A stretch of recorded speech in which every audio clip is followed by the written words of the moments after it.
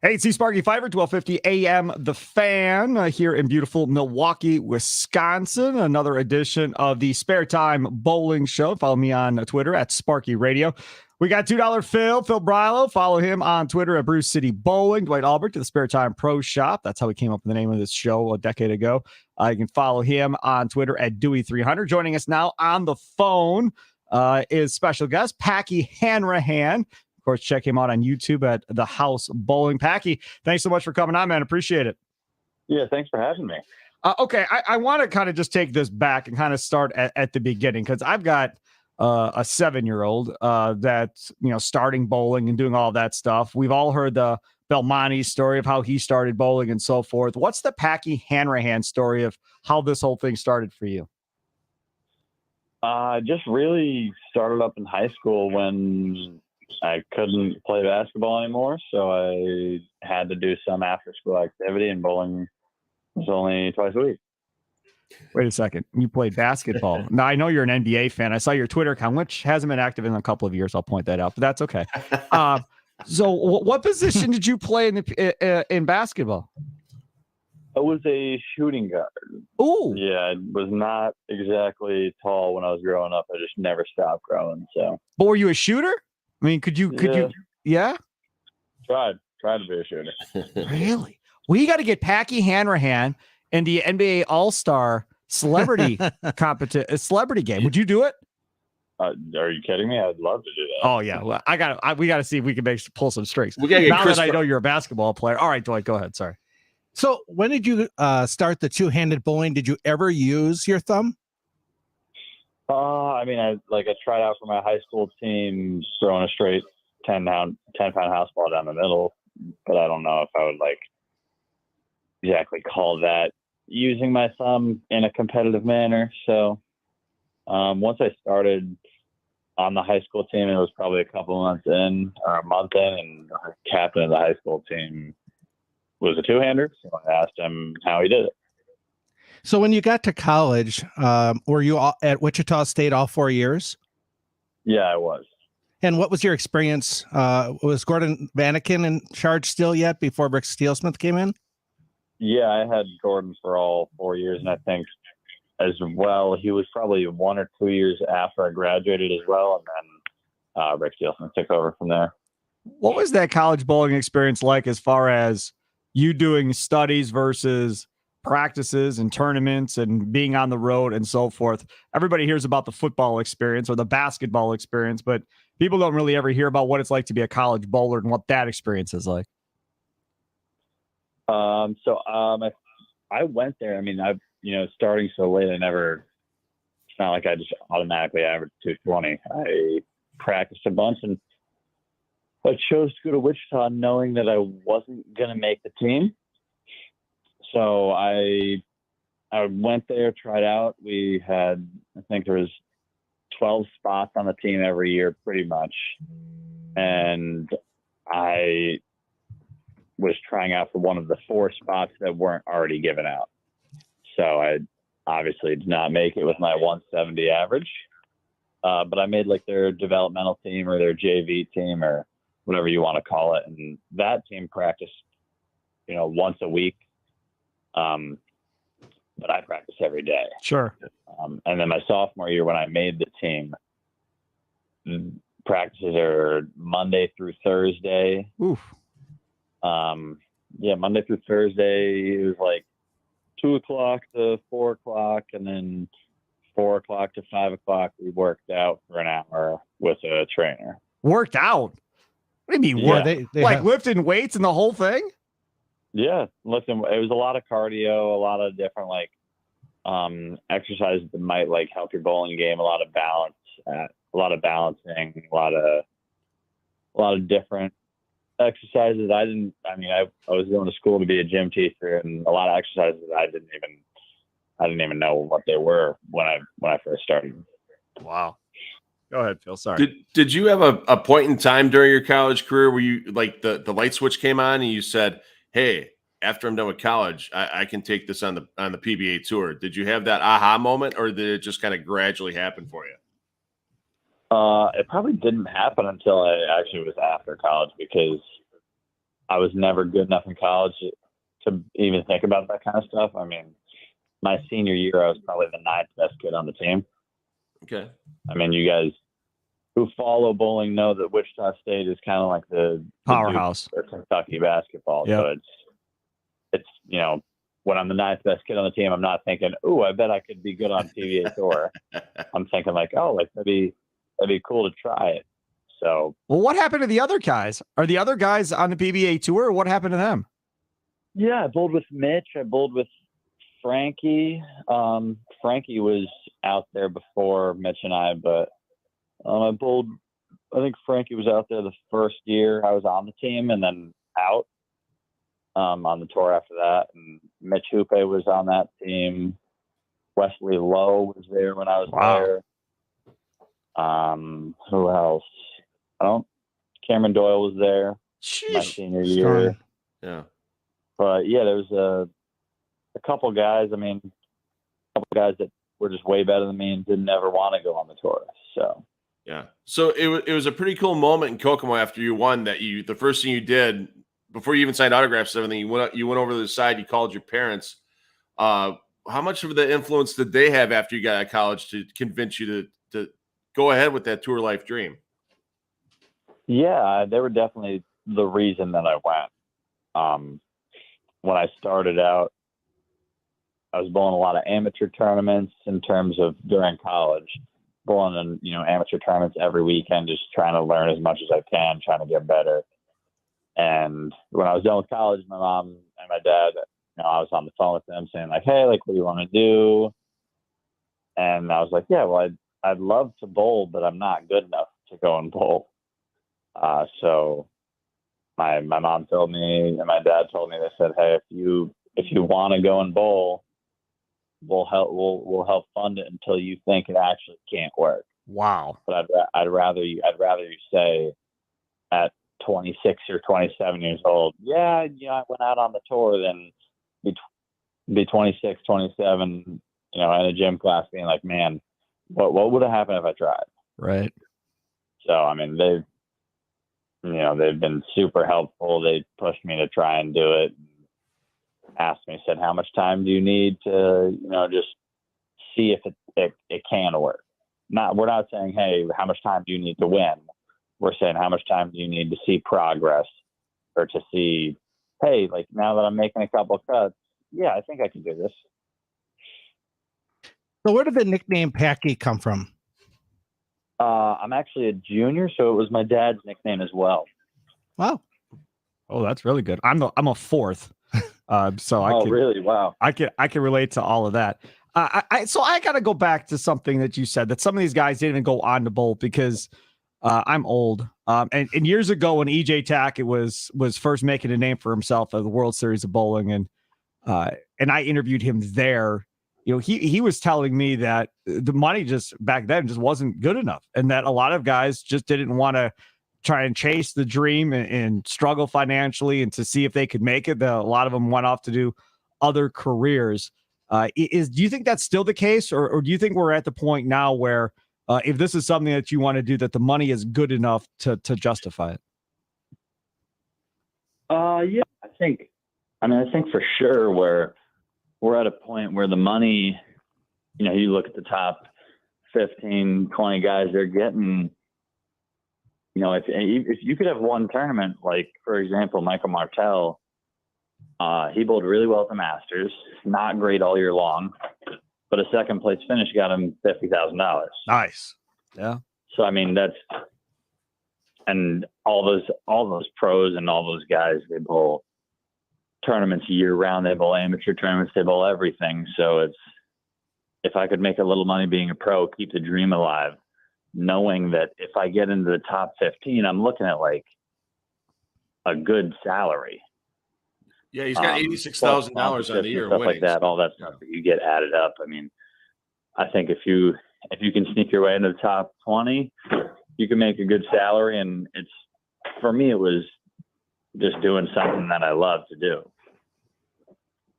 Go ahead, Phil. And I think a lot of guys feel the same way too, where they're at the point where they see guys making a couple, it's not like one guy is making 100,000. It's like, okay, there's 4 or 5 guys, 6, 7 guys some years where they're all making $120,000 to $150,000. That's a good salary for anybody at this Yeah. point. Yeah, no doubt. And a Go lot ahead. of those guys live in the Midwest where it doesn't cost a lot to live. It doesn't. So all that adds up. Like, you don't see a lot of guys living in the middle of New York City or LA bowling. Go ahead, Phil. Yeah, I mean, $86,000 already on the year. With everything going on tour now, with the equipment changes, has there been a little scuttlebutt behind the scenes that guys like it's targeted towards guys like you with the urethane all the time on the left side, that type of thing, or are you is it just? Do you think it's a necessary change because of how these bowling balls were changing from rolling across the lane all the times and getting softer and softer? It's just one of those things, the rules are the rules, and we got to adapt to them. Obviously, I had a lot of success with urethane. It's hard. It's going to be harder for me and a lot of the lefties than some of the righties. However, the rules change all the time. It feels like, and in my mind, there's only one thing you can do, and you just got to adapt. I'm going to practice as much as I can. I'm going to, whatever new equipment Brunswick comes out with, I'm going to do my best to adjust and try and make the best of the situation. So speaking of urethane and adjusting, last night you guys had the skill ball competition in Detroit. Very old school bowling balls, not a lot of flair, pearlized urethane covers, that type of thing. And the scores were really, really, I considered low, what I thought I'd see on the pattern with those guys. Was it just a matter of getting used to the different pattern, the low volume? Obviously, you guys have thrown urethane plenty of times in the past. That wasn't it. The surface inside of Tom Strobel Arena. What was it? What was the low scores last night? It was definitely the pattern. Okay. I mean, if you looked at the shots and you watched the live stream, it was all of those guys were going through the face pretty much every other shot. So even with that hard of urethane, balls wouldn't have been an issue. Okay. I think if they made them a little more oil than 8 mils, but with the pattern being so low volume, it's just all of those guys there had 450 plus rev rates. That doesn't help that. Okay. So, Packy, you're a big fan among the young crowd out there, and they obviously show up at the Pro-Ams and obviously are very excited to see you. There's a lot of two-handers coming up, young two-handers coming up. Do they ever talk to you about having you give them any advice, or do you actually reach out to them when you're bowling with them in the Pro-Ams and give them any advice, because there's so many of them coming? I definitely try not to give them advice in the Pro-Am unless they ask for it. Because, I mean, a lot of those guys are just there to, see you hang out, get an autograph, chat with you for a minute. But there's definitely plenty of them that ask for advice. And I give advice when I can. I do a little coaching on the side. I do some coaching online, stuff like that. So I definitely give advice, and it's much easier to give advice for me, at least, than to a two-hander rather than to a one. What we end up seeing locally and in the shop, they come in all the time. And here's the question I hear all the time in the shop from the fathers or the mothers of two-handed young boys is, how can those guys generate 18 to 20 miles an hour ball speed when my son can only generate 14 to 15 miles an hour ball speed? I was the same way for a while. Even at Wichita, I was throwing at 15 max. I spent 3 months just trying to throw it as hard as I can. And I think that's one of the things that helped me grow so fast. I was so committed to getting better that I didn't care what the current state was. So I spent 2 months literally trying to throw it as hard as I could. And then after that, I learned, how do I get my balance back? How do I get my hand in the right spot again? But yeah, it's all in the legs. It's how fast can I move my feet and how much power can I create with my legs.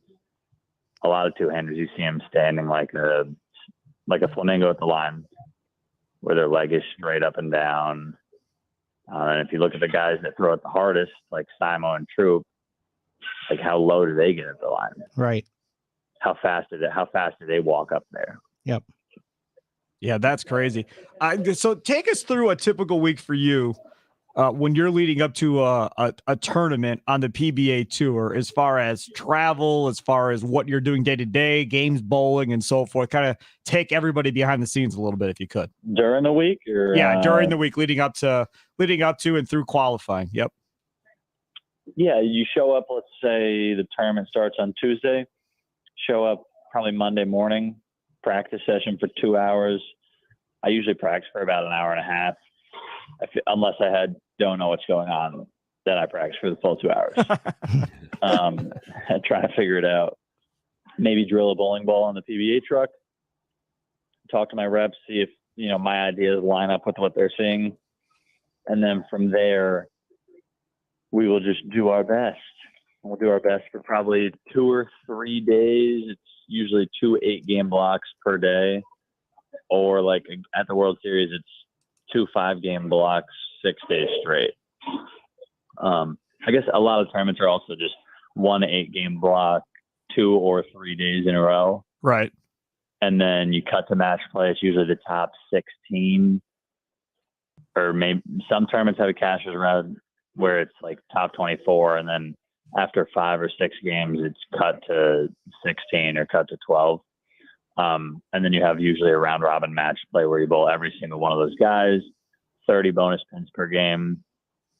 But I will say they did a good job mixing up the formats this year. But a lot of those tournaments are about 50 games over the course of like 3 days, 4 days. That's a ton of bowling, just an absolute ton of bowling. I want to get into ball reps. We had Chuck Gardner on a while back, I don't know, a couple months ago, whatever. And obviously he was Sean Rash's ball rep for a long time. We just talked about the keys to being a great ball rep. And a lot of it to me, depending on the bowler, has to be kind of like being a psychologist, being able to kind of get you out of your emotions and not get too low or not get too high and kind of keep everybody level. For you, how important is your ball rep? Very important. I mean, those guys help me out so much throughout the course of the year. I mean, they have to be a million things. They got to be a physical game coach, a mental coach. They have to be a ball rep, and they have to almost be, a friend to one of you. So when you're bowling bad, they can help you out and then know what to say. How does it? Nobody needs a ball rep when they're averaging 250. Right. Yes. Everyone needs a ball rep when they're averaging 180. Right. Yeah, that's right. Yeah, you're on that. Yeah. So it was pretty cool. Back before the World Series of Bowling, Brands of Brunswick helped me out with a youth tournament here in the Milwaukee area, and the kids had a chance to bowl with either Ryan Simonelli, Don Barrett, or Packy Hanrahan. And every one of those 4-person teams the kids were, they wanted to make the show and wanted to bowl with Packy. What's it like being kind of like a rock star to these young kids nowadays when you walk into these pro-ams and everything? It's gotta feel pretty good on the ego. Yeah. I mean, it's just cool to be able to give back enough to the sport and like have the kids recognize like, hey, like I'm trying to connect with the kids. I'm trying to help them.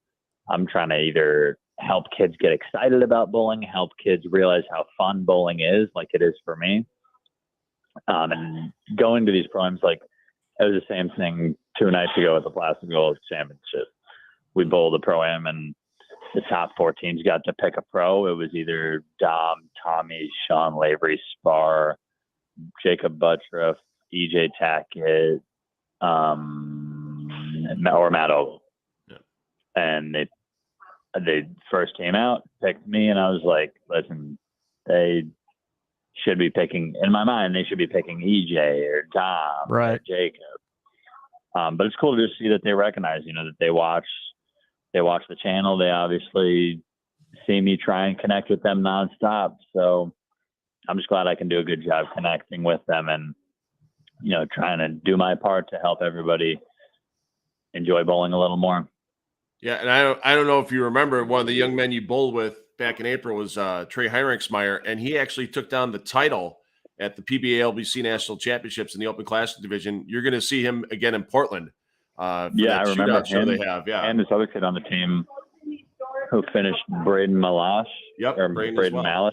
Yeah, and he ended up finishing 4th at Junior Gold, and I think he's going to Wichita State this upcoming year.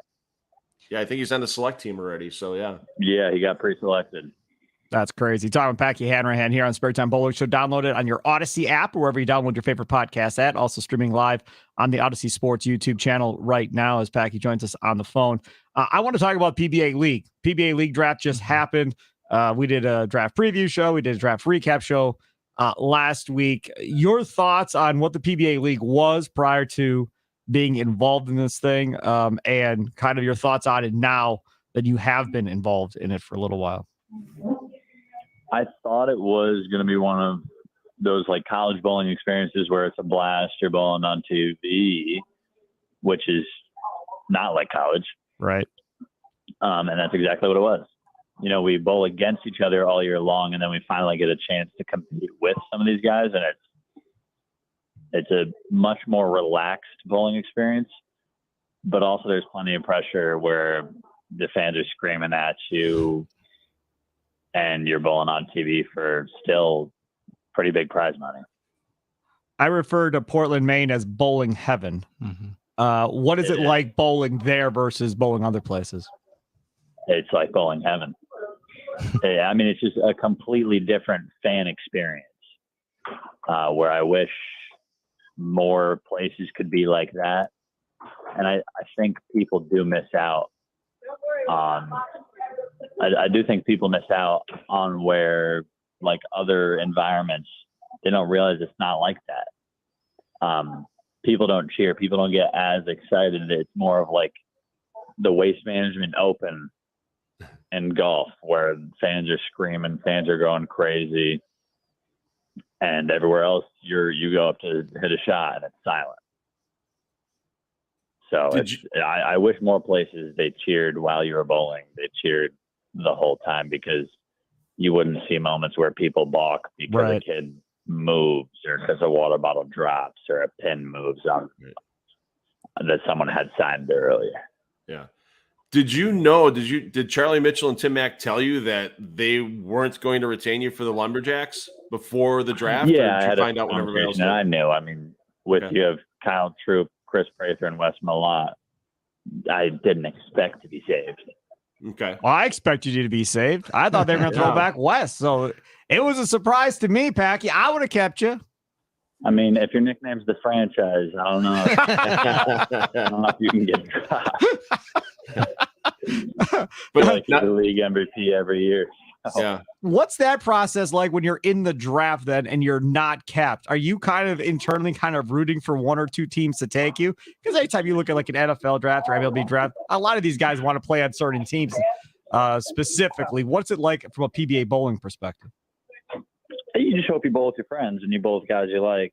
Mm-hmm. Or like me last year and the year before, I just was hoping to bowl. Right. You just wanted the opportunity and the experience, and then you got to be a champion on top of it. Yeah, and a lot of times, like the NFL draft, if you're not one of the top players, you're just hoping to play in the NFL. Right. Yeah. Which is the same for a lot of the guys on the PBA who, like it's not a buddy situation where like they pick their friends. It's just who's going to mesh with the team best. We all know all of us can strike and all of us can throw a million bagger, but how many of us are going to like bowl well in a team environment when it's that loud on TV, when it's nerve wracking, fans are screaming at you. Mm-hmm. It sounds awesome. Packy Hanrahan, check out the YouTube channel, The House Bowling. For people that haven't been to the House Bowling, tell everybody what they're going to see and expect. They're going to get a lot of fun, ridiculous challenges. And during the tour season, it's a lot of behind the scenes of what the tour is like in terms of the guys who don't make TV every week, you know? So, I mean, I don't make TV every week. And it's kind of an insight to, hey, what happens when you don't make TV? Obviously, when you make TV, the TV puts on a good story of what happened throughout the week. But when you finish 6th, how is it? When you finish 20th, 5th, how is it? So, I mean, I try and give my best perspective of what the PBA tour is like and what it's like to not bowl well and what it's like to bowl well and why I do what I love. I don't believe I've ever asked any of the many bowlers we've had on over the course of a decade or so this question, but I'm intrigued. What are your thoughts on Rob Stone and Randy Peterson as a play-by-play team for TV? Oh, I love them. I mean, I know some people don't and some people do, but I think it's just one of those things. Those guys have been doing it for so long that they know what to do. They know how to say what they say. So I think it'd be impossible for a guy like me to go on there first try and nail it like they do. It seems like every time.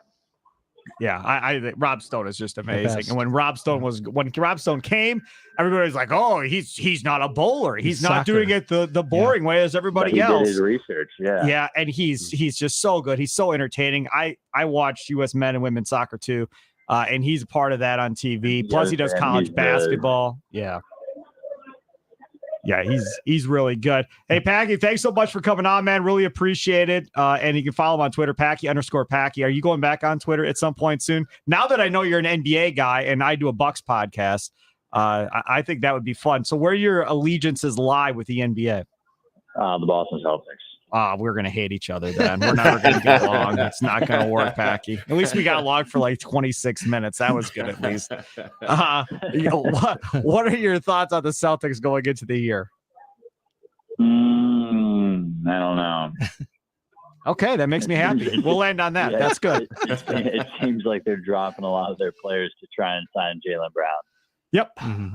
But I wish we wouldn't have traded Marcus Smart, but that's pretty much all I have to say. I mean, I love the Celtics. I love the guys they got. It's just tough when they trade one of the fan favorites. I don't understand why they wouldn't have. Maybe they did, and we're not aware. But I was saying for good month and a half leading up to this Lillard drama that Jaylen Brown for Damian Lillard made a lot of sense to me. And when it gave Tatum a vet point guard that can score and be a dynamic scorer in big situations, I would have loved to seen what that would have looked like. I'm sure you would if you're a Bucks fan. I'm not a big Jaylen Brown guy. I don't think he deserves over $300 million myself, but that's just. And I think it's one of those things that's just, every 5 years or so, you see whoever signs their contract next is going to be the highest paid player in NBA history. Right. So he's up next. Yeah, he's up next. I think he's probably a top 15 guy in the NBA, maybe top 20. Yeah, top 20. I'd probably be there with you. I'd say top 20. Nobody blinks at it. 15 people, might look at it a little closer on who's in that top 15. But yeah, Damian Lillard's too old to trade for a 26-year-old who you still don't know how good he can possibly be. Every year he gets better, and Jaylen Brown this year had statistically the best career of his year, or the best year of his career. So. That's fair. I just look at it from the aspect of I want to win a ring as soon as possible. And I think Lillard gets you a better chance. I hope the Celtics look at it like, hey, we might not win a ring this year, but it gives us a chance to win 5 rings if he becomes who we think he can be. Yep, and that's the key. He is Packy Hanrahan, NBA Boston Celtics fan. And if you don't like the Celtics, just forgive him. He doesn't know.